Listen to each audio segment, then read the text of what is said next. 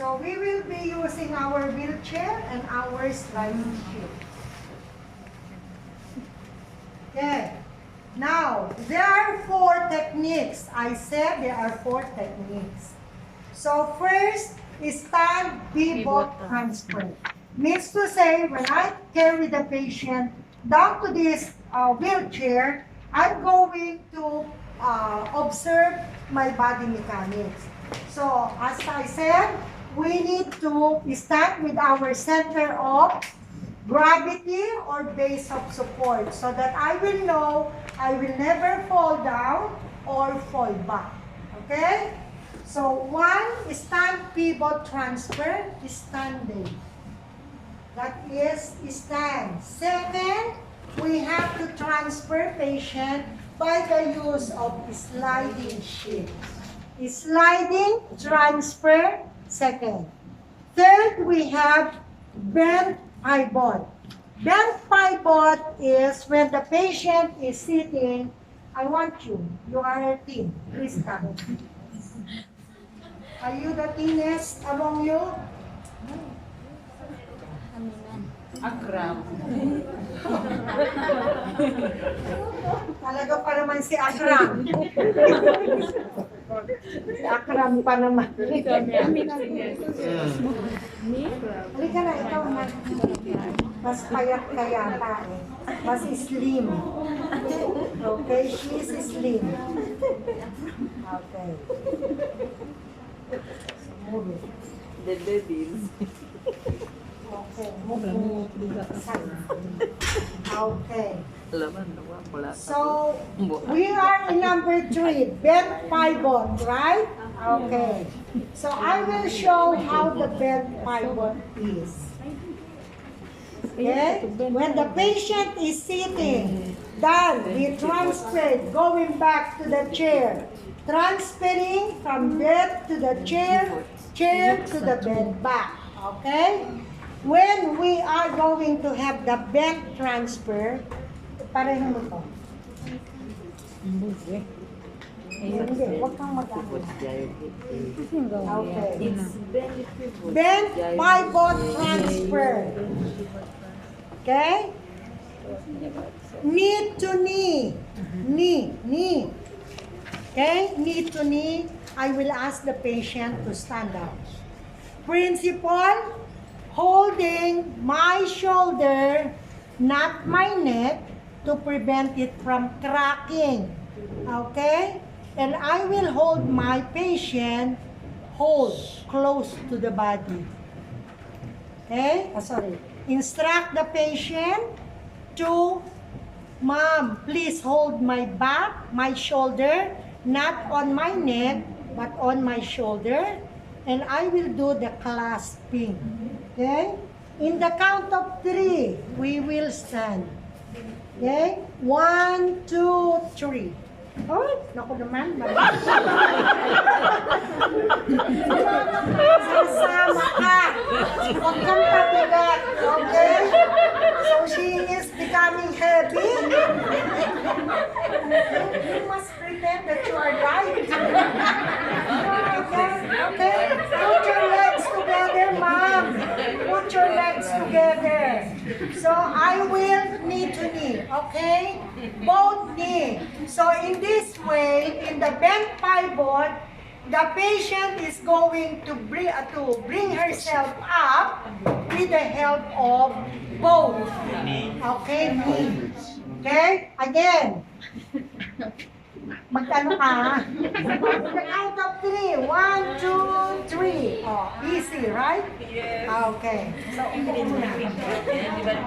So that is the 3rd. Then, pivot.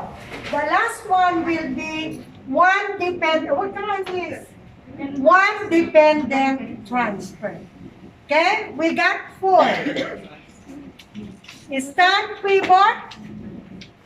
1, sliding shift transfer. 3rd is bent pivot. And last is one-man dependent transfer. Huh? Knee to knee is bent. This is the bend. Okay, we'll start all together in one. Okay? we are asked to transfer a patient from the bed, taking the patient to the X-ray department. So we will put the patient down with the wheelchair, taking the patient to the X-ray and back. Okay, back to the bed. First, there are principles to transfer a patient: carrying, lifting, and transferring.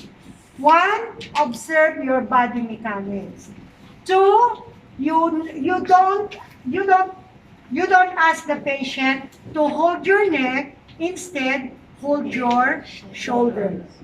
When you take the patient down, you have to put the transfer gate belt. So we will be incorporating our medical equipment when transferring our patient. So you have to know our medical equipment, what are those to be used when transferring. So what else is there? We have to inform the patient before taking the patient up or bringing them up on the bed. So when the patient is already down, when the patient is already up here, patient is here. So now the patient is here. So once the patient is at the edge of the bed, you inform the patient, "Ma'am, rest for 5 minutes." So let the patient rest. Why rest? For our nursing, we always have why. Why again? Why we need the patient? "Ma'am, 5 minutes rest, please." Why? Patient is out from the bed, put them up and sit them here for 5 minutes. Why? What's the reason? Why we are letting them sit here? Maybe she will fall down or feel dizzy. Huh? Maybe she will fall down or feel dizzy. She will fall down because she has the transfer gate. No, there. I mean dizziness. Dizzy. Okay, so the patient, preventing the patient to have the postural hypotension. Postural hypotension means when you get up from the bed, okay, and then you will, you are lying on the bed and you get up so easily or so fast, you will have your postural hypotension. Hypo means low Blood. blood pressure. Because why? The blood in your blood, the blood supply went down directly to the lower part of your body. So you will get your hypotension or postural because you are sitting. Okay? So to avoid that, let the patient sit for at least 5 minutes. Okay? So also tell the patient, "Ma'am, when I put you down, please tell me which side of your leg is strong." Okay? So that at least the patient, when the patient says left, when I put the patient, I'm alone going to transfer. Remember 1 month? Okay. So if I'm going to transfer, let the patient stand.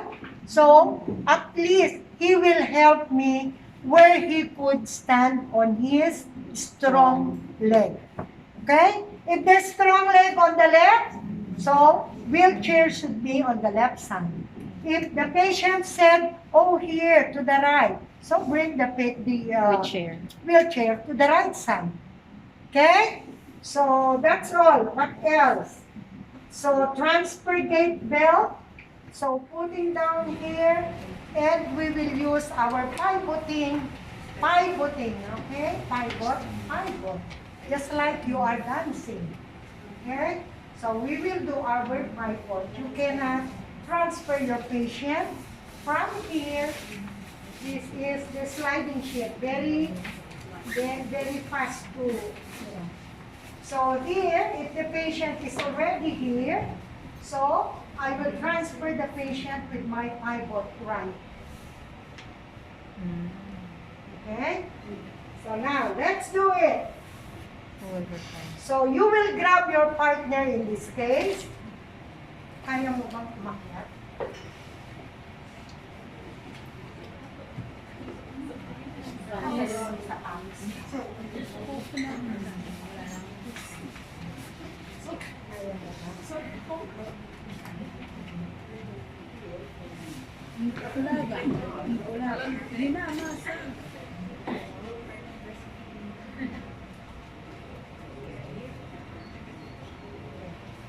Lie down.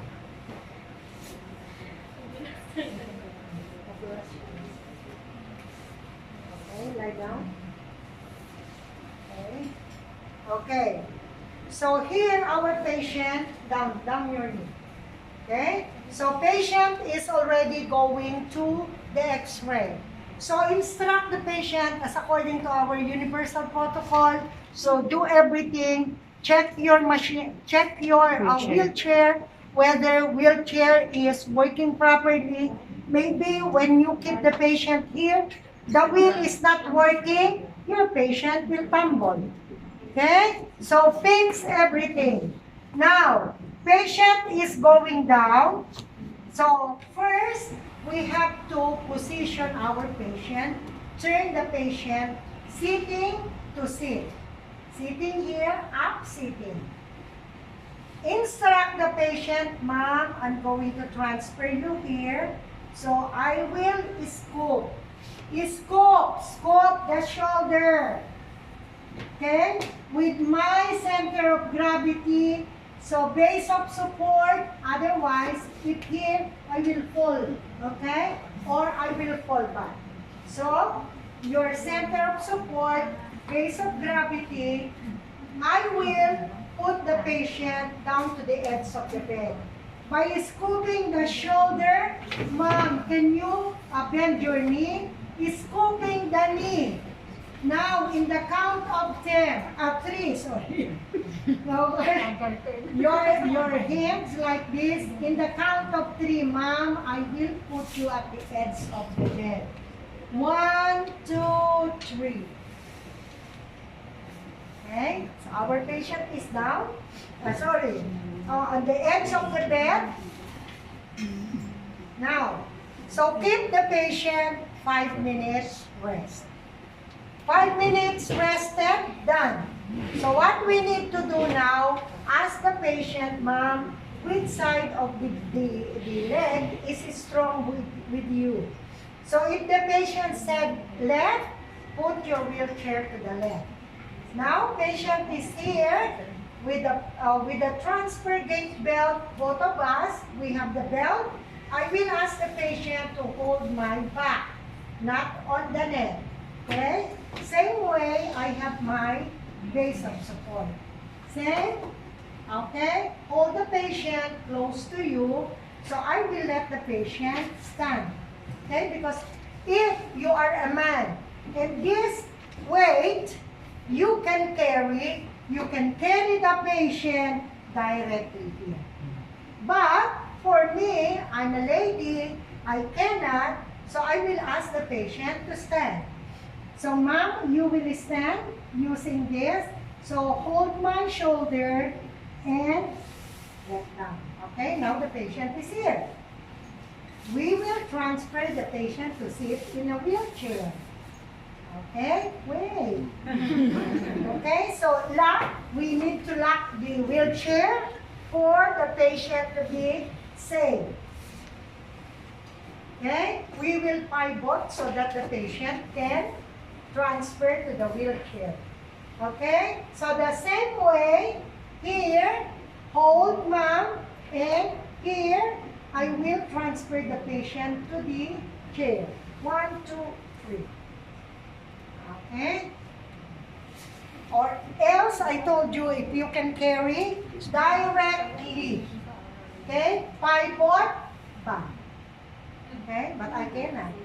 Okay? So let the patient stand. Let the patient stand. Now, patient is already here.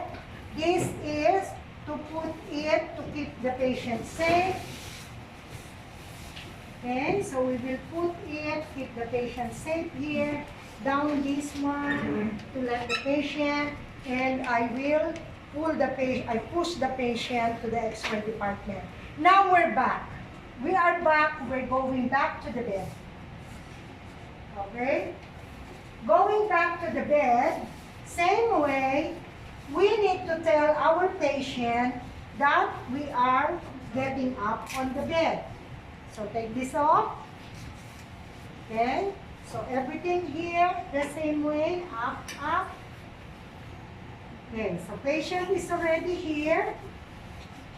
We will transfer back the patient on the bed. So, we will do our bend pivot. Bend pivot is, ma'am, your knee to knee, yeah, and I will pick you up to raise you up. So let the patient again hold my shoulder. I will hold the back, clasp it. In the count of 3, ma'am, you will stand. 1, 2, 3. Okay? Now, I cannot carry back again. So if I can, I will be holding the patient like this. Keep your left, here. I will go pivot. And I will carry her here. But I cannot. So let you stand, okay? Ma'am, I will carry you up here. You help me with your leg, okay? So up, magpa-pivot. I will do my pivot and at the same time to carry her back to the bed, okay? So once I pivot, okay? So here, my right leg, I can support in between the leg of the patient. Okay? So once I carry in the count of 3, ma'am, pivot, huh? You see my feet is toward here, and I will pivot. Carry here and pivot here. Okay? In the count of 3. 1, 2, 3. Wow, I can carry you. Yes, it's done. Okay, so the patient is here, back to my base of support. I will return. 5 minutes. Ma'am, 5 minutes. Now 5 minutes over. I will return back the patient to the proper same. Scope. Scope here. Ma'am, hold me if you can hold. Okay, shoulder. To the count of 3. 1, 2, 3. Okay? So let the patient be comfortable. Keep the patient comfortable. Cover the patient with a blanket and document. Okay? So that is our transfer.